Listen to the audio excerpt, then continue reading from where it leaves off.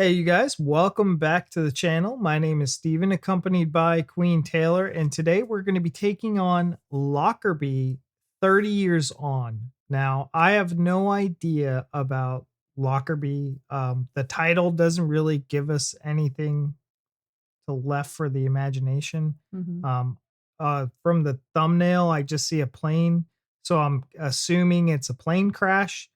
Um, this video in particular has been placed on something that we do with our community is we allow our community to place these videos on a collaborative playlist, and then we vote on which one we react to. Mhm. It's fun.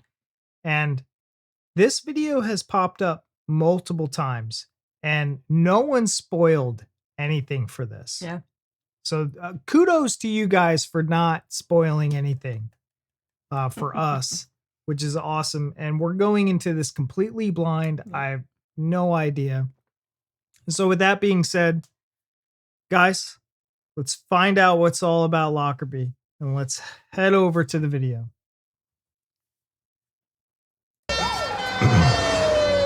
Parts of the wreckage have fallen on two residential areas. This house just seemed to be opened up like a doll's house. The fields and houses and everything were all on fire. The whole place, you couldn't have tell what was what. So the plane I crashed. stood there looking at the ceiling, thinking, it's going to come down on me, and this is where I die. Clearly, there has been a traumatic and tragic happening of a scale which I find it difficult to comprehend. There was a baby, just a very young baby. It's it just was lying there, and to be honest, I just thought it was a doll.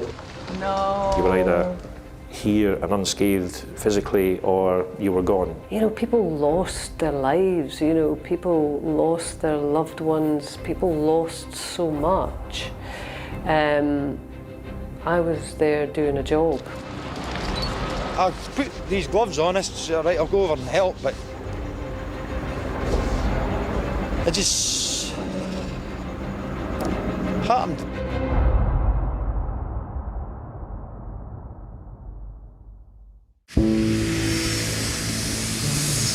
Pan Am Flight 103 powered down the runway at Heathrow Airport at 6:25 p.m. on Wednesday, the 21st of December, 1988.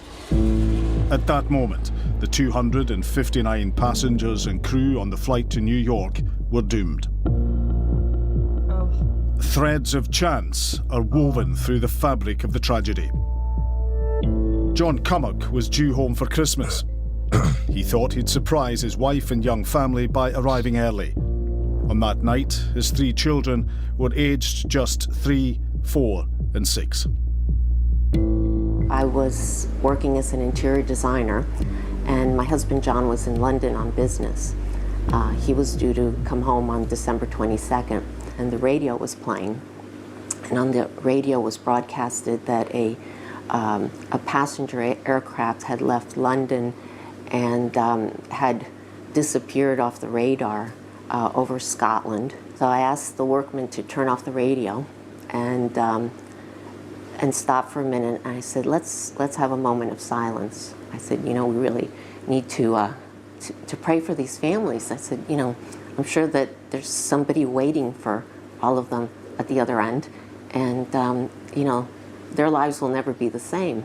I said, how sad right before Christmas or Hanukkah, and I said a little prayer out loud, and little did I know that I was actually praying for myself and for my family, because later on that day I found out that John had changed his flight to try to get home a day earlier. Oh no! Oh, that's so freaking sad. It's like, oh God. So a bombing. It's sad enough already, but knowing that he was like excited to go home, and surprise his family and be with them like one day early. Oh my God, that's so much worse. Because like if he would have taken his normal flight, he would be there, and he just wanted to be with his family, and then he never gets to again. Oh. You okay? Oh, that was so fucking sad. Lockerbie is a very typical Scottish rural town. Dreary weather, sleepy town type place, ready for Christmas. There was a great feeling in Lockerbie because of Christmas time coming up, and the children were going up and down the street delivering Christmas cards.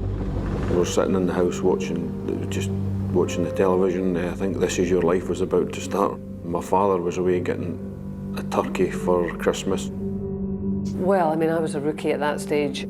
In normal circumstances, had that happened in daytime, I would never have been the person to be there. Pan Am Flight 103 was scheduled to leave London Heathrow at 6 p.m. on the longest night in December 1988. The Boeing 747, named Clipper Maid of the Seas, took off for New York JFK Airport at 6:25 p.m. 38 minutes into the flight, as the 259 souls on board, aged from just 2 months to 79, crossed the Scottish border, all contact was lost. Barely if the over flight half had an hour taken in, off yeah. on time, and 3 decades on, that remains one of the many areas of dispute, the bomb would have exploded over the Atlantic. Lockerbie would have remained settled in the folding fields of southern Scotland. Instead, it is synonymous with the worst terrorist atrocity in the UK. Wow. Suddenly, without any warning, without any kind of indication, there was nothing that I could see from the sky at all. This huge explosion just erupted. Colin Dorrance was an 18-year-old probationary police officer. Lockerbie was his hometown. There was just a sea of fire. And even at that early stage, people were running towards what this explosion was to see what was going on. David Stewart was 17 at the time, on his family farm in the outskirts of Lockerbie. And we just heard this noise, and I happened to look out the window, and all I seen was a great big fireball, a great big cloud like a bush mushroom. The 3,000 residents of Lockerbie were met with scenes of death and destruction. Rosebank Crescent was hit by a 20-metre piece of rear fuselage. Less than half a mile away, the wings of the plane and more than 200,000 pounds of aviation fuel fell onto Sherwood Crescent. The resulting blast could be seen up to 6 miles away and measured 1.6 on the Richter scale. Wow. Canon Patrick Keegans, the parish priest, lived there at number 1 Sherwood Crescent. There was a violent explosion, a tremendous explosion. All the lights in the house went out. The house shook so badly that I wasn't even able to move. I was thinking of my mother downstairs, and I stood there looking at the ceiling thinking, it's going to come down on me, and this is where I die. As soon as I opened up the front door, everything in front of me in the garden, there was burning rubble. I don't know what it was, but I couldn't see anywhere beyond the house next to me because of the fire and the smoke. I didn't want to rush my mother or panic her any further. I put a scarf around her mouth and said, because of the smoke. And I said, well, hang on to me and don't look at anything. And I went out of the house, and there were helicopters above. It was like a scene out of Vietnam War. Helicopters, police, fire engines, ambulances, everything was there. That's quick. And then it came over the television to say that there'd been about 7:30 to say that there'd been an aircraft had fallen. Wow. A Pan American 747 jumbo jet with 258 people on board has crashed 15 miles north of the Scottish border. See, they didn't know. All I could see was this big ball of fire coming over here, you know. Huge ball of... I didn't hear what you said. I said, so it looks like from the reporting, they didn't know it was a bombing. They just Yeah. assumed it was a crash. Yeah, it doesn't seem like it. Oh, how terrible. fire. I thought, oh my God, it's going to hit. All I could see was this big ball of fire coming over here, you know. Huge ball of fire. I thought, oh my God, it's going to hit the house. I seen a big streaky light, and then there's a big explosion. The sky just lit up in front of me, and just like a big mushroom. We thought it was a nuclear explosion. It was too frightening. Oh my God, it's terrible. And then sparks, and then the whole thing went down. We just could see houses on fire everywhere, like people just didn't know what to do. As I was walking up the street, the fires were breaking out in front of me and behind me, and I was frightened. Complete shock and horror. The devastation at the first impression was totally mind-blowing. Do you know what it will like in daylight tomorrow?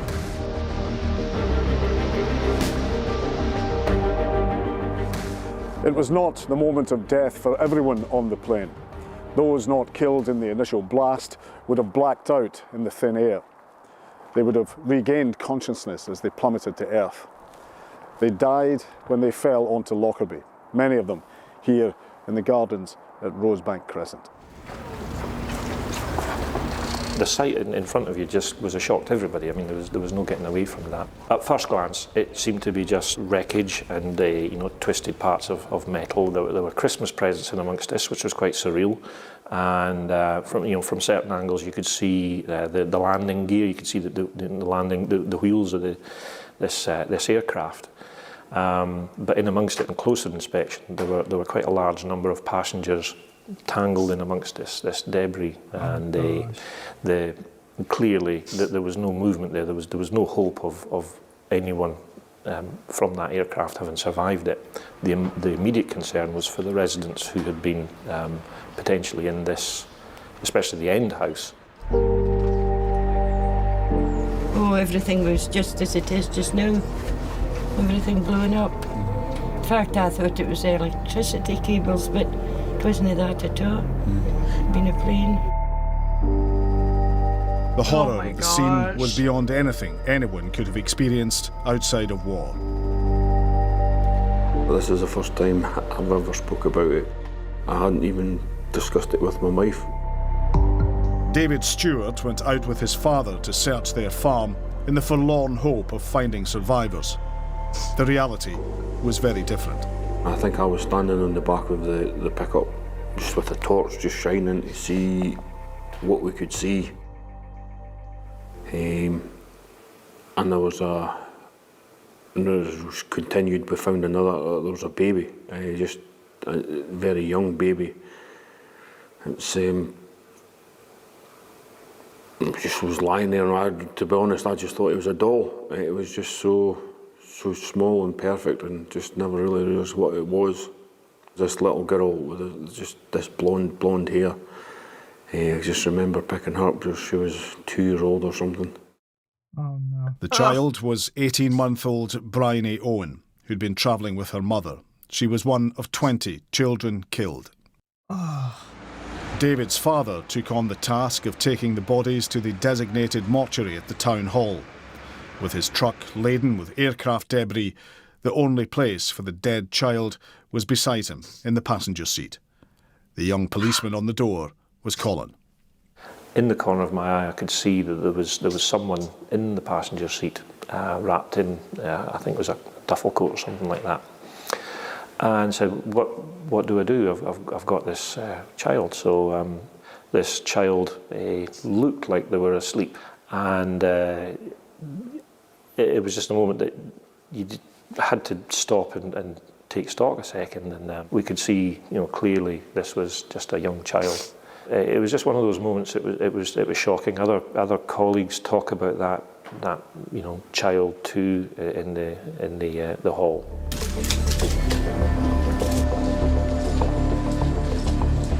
We've spent the last few hours visiting some of the sites of the disaster, and it is one of those nights one will never forget.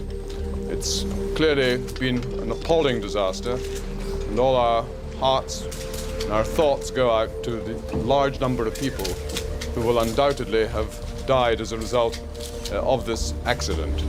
Oh. While many of the bodies from the plane were scattered in a grotesque tableau around the town and the fields, houses on the quiet street of Sherwood Crescent were obliterated. Little trace remained of the people who had lived there. There's an area of the town at Sherwood where there was severe damage to houses, and I am fearful at this stage about the casualties at that location. Teams of emergency workers are sifting through the smoking rubble. Their expressions are of disbelief reflecting the feelings of everyone in this borders town. Every kind of emergency vehicle is here in the centre of Lockerbie. I just didn't have the experience to think, right, how am I going to deal with this or devise... Kay Adams, now a household name, was at the start of her career as an STV News reporter. Nothing could have prepared her for what she confronted. We saw the flames from the crater. And then that, I guess, was when it really did hit home that this was, you know, just a huge disaster. I remember very clearly there was 3 or 4 inches of debris on the road, you know, just charred embers of stuff. I remember having on high heels and trying to pick my way through, not very smart, this debris, continuing to the crater, which just became bigger and bigger and bigger and bigger. That was the first really standout image that was, you know, without being too melodramatic, was like the gates of hell. I tried to get up as far as I could into the flames and smoke. I think basically to say, at least I tried. I tried to get through to help my friends. I knew what I was doing was really symbolic. I knew everyone in the street, but within my head I knew anyone who was involved in that area where the impact was dead. I'm not in a position to say how it happened. As reports of the... Oh, that's freaking sad. He knew that what he was doing was symbolic for himself. Like, in order for him to deal with this, he was like, I had to go help. Even though in my heart of hearts, I knew there was nothing there. Oh my God. Oh, gosh. It's devastating. And they still don't know. Like, they just think that it was an accident. They still don't know that it was bombing. Was dead. I'm not in a position to say how it happened. As reports of the atrocities spread, the world began to hear the name Lockerbie. And now we go live on the KSRO Live line. We have Mr. John Mackay to get the latest on that downed New York-bound jumbo jet. A number of houses have been destroyed. There are burned out cars on the roads. 今日のスコットランド地方には清々しい青空が広がっています。 Relatives of those who died on the plane and the people of Lockerbie are left to pick up the pieces. Wessex helicopters were out there with huge, spotlights circling the town, and there was paper fluttering about in the air, being caught by these lights and so on. And it's at that point you think, this town will never be the same. It's just been, host to a huge air crash, and it will get known, for this, and that was dawning. Victoria's husband, John, was not supposed to be on the flight. As news filtered through to the States, her world was torn apart. At about 3:34 a.m., all of a sudden, I looked outside the house, and there were all these media trucks and everything there. And, there was no reason why any media person would ever come to my house my whole life. So, obviously they knew something. And so I was on the phone with somebody from Pan Am, and I said that all these media trucks had pulled up. And I said, there's so many of them, I'm really concerned that they're going to wake up my children. And I said, my kids are going to take one look at me and see that I'm very upset. And I'm not going to lie to them, but I don't know really what to tell them. And, you have to have the decency of, telling me, was John on the flight? And they said, yes, he was. The shift force of 4... Whew. So not only was he not supposed to be on that flight, she found out from a slew of media people being outside her house. To get a story, those fucking bastards. Oh my God.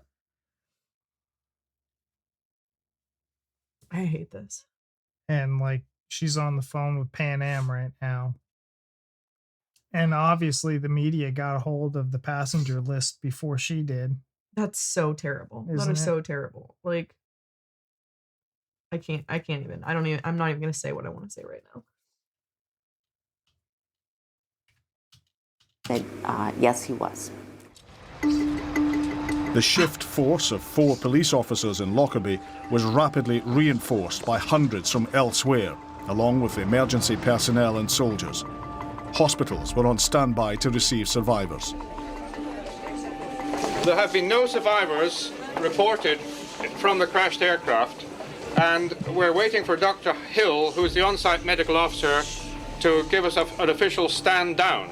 Ambulances were parked nose to tail as far as you could see along the street, from as far south as South Yorkshire, as far north as Aberdeenshire. They'd all descended on the town with a, optimistic view that they might be able to help. And as it was, there were very few people injured seriously. So it was quite poignant. You were either here and unscathed physically, or you were gone. And as we drove past Tundergarth, you could see sort of these hazy shapes, which initially looked like sheep. And that's initially what I thought that it was, and then it became clear that actually these were passengers who had fallen from the sky. It was quite difficult to comprehend.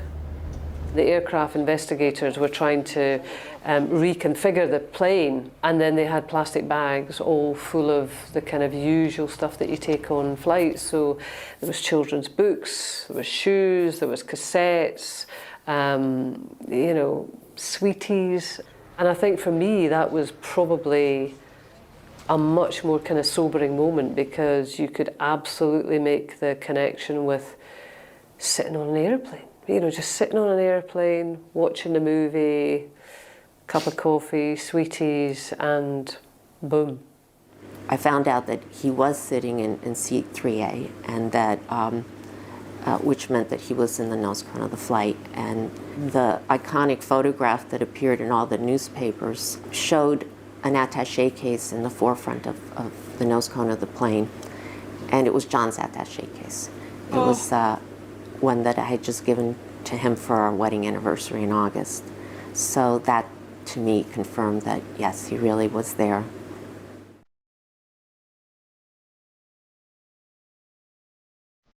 The nose cone of Flight 103 lay in a field at Tundergarth Hill, its name, Maid of the Seas, scripted on its side. It became the iconic image of the bombing.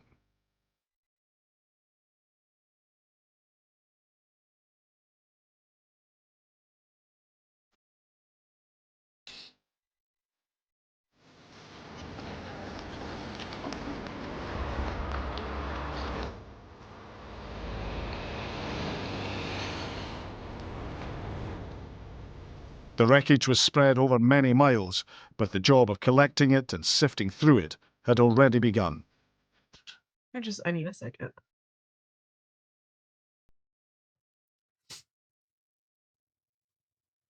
Ugh. Had a lump in my throat this entire video.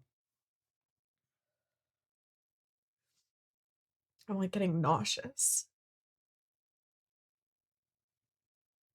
This is heartbreaking.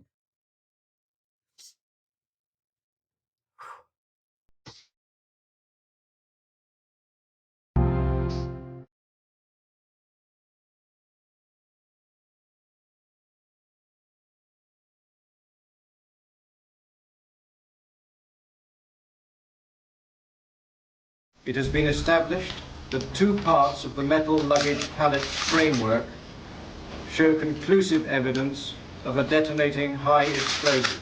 It quickly became clear that this was no tragic accident. This had been a deliberate act of terror, with 270 victims, the worst terrorist atrocity in UK history. Oh, it's horrific. Bad enough that a plane crashed, and and that had taken John's life. But then to find out that it was an intentional act. Terrorism at that time was something that happened to somebody else somewhere else. In the immediate aftermath, the investigation rapidly became international in scale. In Lockerbie, they began to mourn the 11 of their own who had died. One thing I felt strongly was, I felt that the children should have lived and I should have died. When I came to John's funeral, the young girl who was only 10 and the others who had died, I felt I wish I'd gone rather than them. 3 years later, 2 Libyan agents were charged with the bombing, and one, Abdul Basit al-Megrahi, was convicted and given a life sentence. Many continue to challenge that verdict.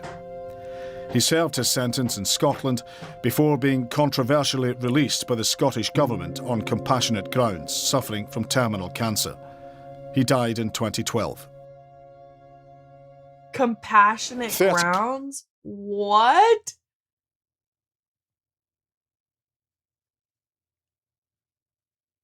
I don't even know how to feel about that. Like the fact that you as a country and a community can go through that, and not even just one country, right? Like everybody involved, but obviously if Scotland's the one that has the capability of, you know, releasing him, but for you to go through that and have this like live with you for the rest of your days. Yeah, think and about the you victims still of that. have it in you to have compassion for this person after what he did is like, it's both very inspiring and very like just devastating in the same sense, because they had zero compassion. I mean, the terrorists consciously decided to plant a bomb on that plane and take all those lives, and not only the lives of everyone on the plane, but the people in the town that died and all the devastation that it caused it's mind-boggling. I can't even fathom. He served his sentence in Scotland before being controversially released by the Scottish government on compassionate grounds, suffering from terminal cancer.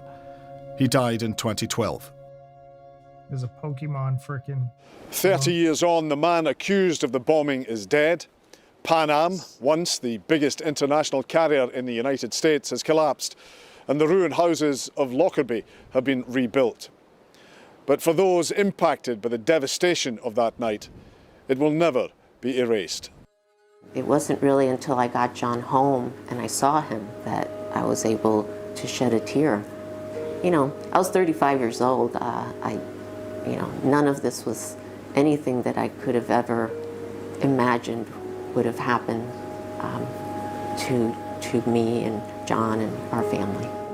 It took, I would say, decades for it to really come to terms and put what happened in a particular place and try and deal with it more sort of coherently, I suppose. The most remarkable thing right away was the response of the people of Lockerbie.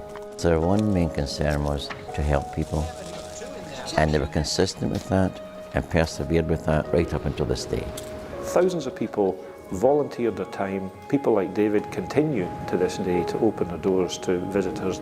And I think, above all, relatives and those who lost really appreciate that, and that they're looking for the positive to come, you know, from us too.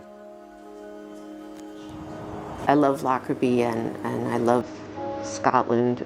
Lockerbie and the people there have been so loving, so helpful, so supportive. John Cummock is buried in Tundergarth Cemetery, only yards from where his body fell onto Lockerbie. I went up to Tundergarth to see where the nose cone fell, and I saw beautiful Tundergarth Church. That was the Scotland that John loved. And I thought, oh no, this is, I knew immediately that's where he belonged.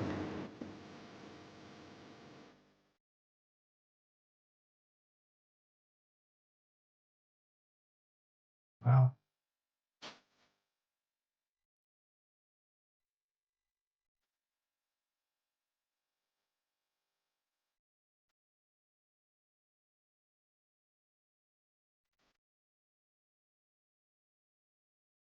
STV News. Lockerbie, 30 years on.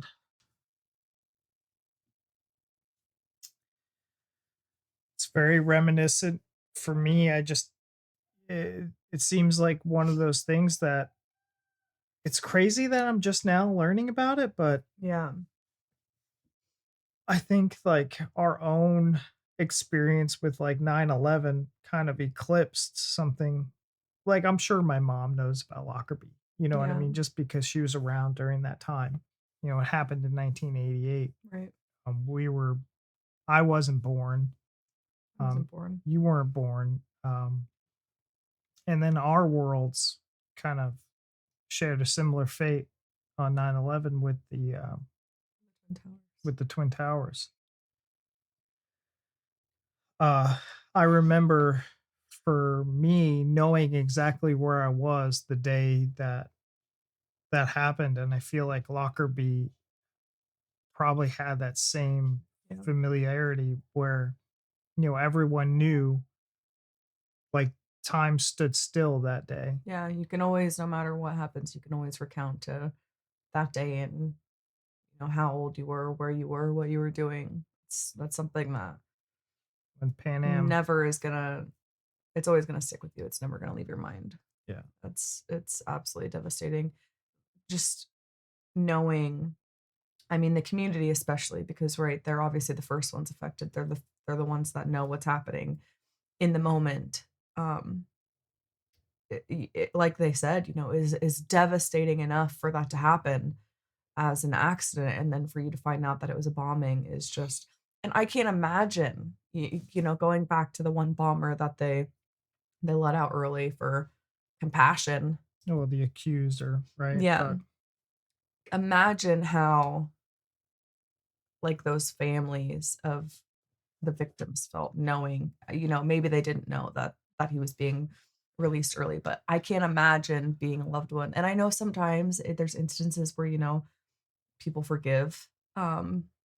I can't imagine losing a loved one and finding out they're going to release this person early because he's got cancer. You know, I'd be like, I don't know. he should have died to begin with. Yeah, let I alone- wouldn't have that in me to feel sympathy for that person and be like, yeah, you know, let him live the rest of his life with his family in peace, because he didn't give the people on those planes, on that plane,